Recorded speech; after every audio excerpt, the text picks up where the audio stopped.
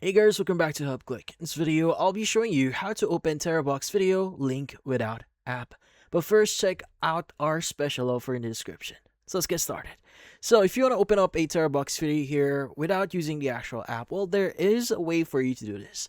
Now, first things first is you want to go and just go ahead and copy the link link of the video that you want to view, and you want to access one very specific page here. So in this case, you want to go ahead and open up any browser, and you want to go ahead and type in the following. It's going to be iTeraPlay. Now, once you do search for it, you should be able to see the official website for it. Let's go and open it up.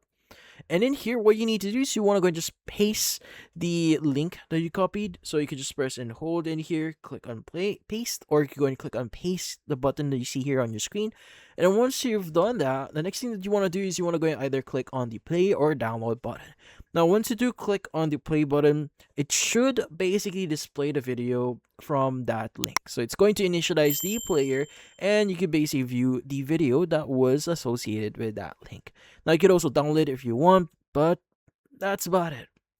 So, if you found this video helpful, hit the like and subscribe button, and watch our next video.